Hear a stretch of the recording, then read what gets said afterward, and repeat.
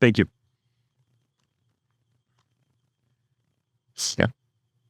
Instead, I think about Toads by the incomparable Joe Wozny.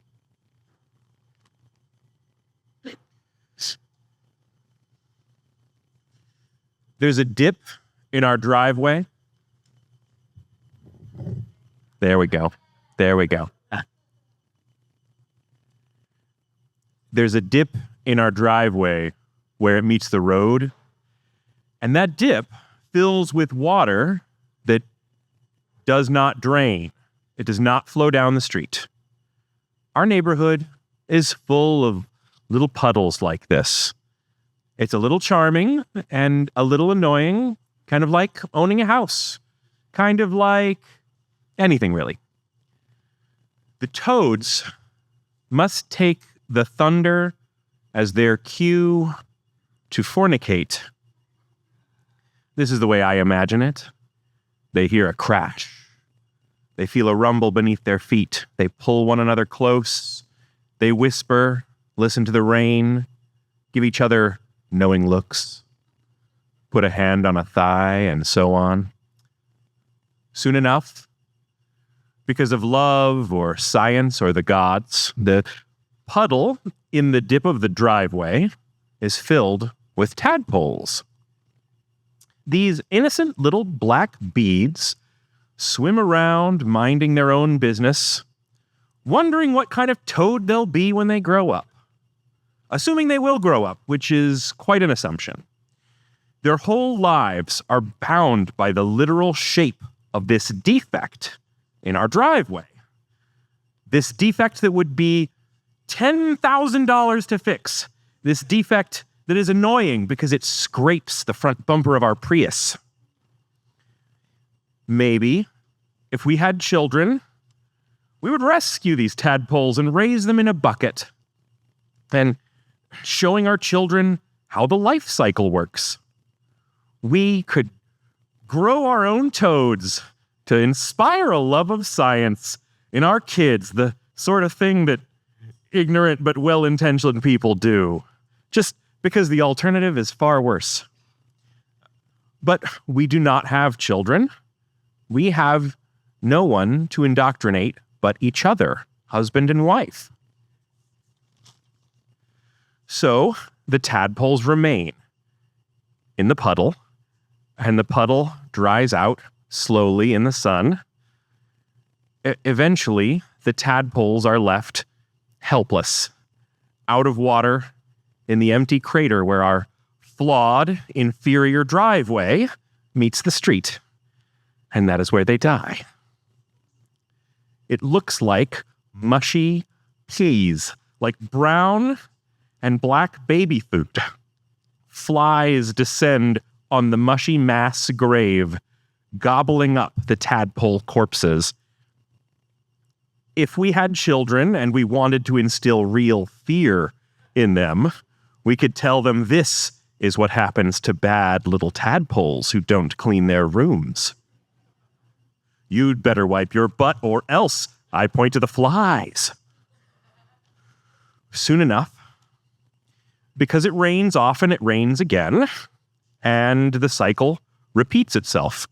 Rain, toads, sex, and a fresh brood of tadpoles where the previous tadpoles were consumed by flies. If I was a father, I would not be a perfect father, but I would try to be a good enough father to not lay my new baby on top of the desiccated corpses of my other children. In the days after a storm, we listen to the toads croaking at night. It is a wonderful sound. Definitely on my list of favorite sounds, right up there with the wind in the trees, spinach cooking in a pan, and cicadas. While I hear live toads, what I see are dead toads.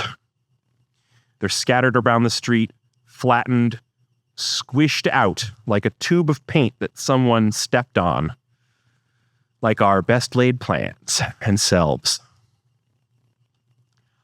I would not think about toads and tadpoles so much if I fixed our driveway. I could move on with life and work on that novel that's open in another tab that I'm currently ignoring. But the man who was supposed to help us fix our driveway recently had his foot removed. There had been a delay previously when he had his toe removed. Diabetes, I assume. Even if he still had his foot and was ready to work on our driveway, I would have bad news for him. We spent our yearly house maintenance money on getting the electricity done. It was good to get the electricity done because now, as we lay in our bed and we wait for sleep to take us, listening to the lovely sounds of the toads croaking like mad in the puddles, I don't think about us being consumed by an electrical fire in the night, which is a thought that had crossed my mind many times. Old wires are deadly. You and your real or imaginary children will die if you do not replace the knob and tube wiring. No, I don't think about that anymore. I don't think about us in the burn ward. Instead, I think about toads.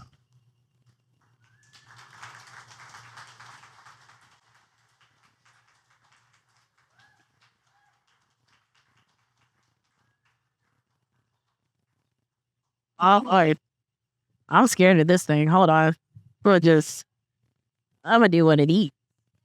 Oh my God. Isn't that, free-handed? Really get close to it. Anyway, yeah, let's just give me a big one for every reader, every writer.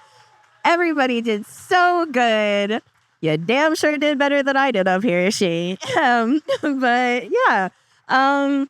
Yes, so once again, I'm just going to plug exactly what they said. If you want to be a part of this, you don't even have to really show up to the meeting nor get on stage. If you just want to insert your story, please email them at, grownupstorytimehouston@gmail.com. Oh my God, look at me. Anyway, yes, grownupstorytimehouston.com @gmail.com. You can email your stories there. And then as far as if you want to be up here and reading, literally just show up. It's free. If you just got some free time for the first Tuesday of the month, you're like, I ain't got shit to do. I'm just going to show up to, what is it? Eat and Plant Co. What's the actual, the pizza place or whatever? Neighbors. Yes, it's a big building. It's a maze, but you can find it. They're in there. Just look on Grown Up Storytime's Insta or whatever. You can show up. You can read. And yeah, and if you get selected, you get paid and you get to be up here. And yes. But other than that, thank you guys so much for coming out. Again, I wish I could see y'all's faces. And thank you for having me. But yeah, and just thank you. Everybody did so great. I hope y'all have a great night. Get some drinks, tip your bartender, Yeah, thank you.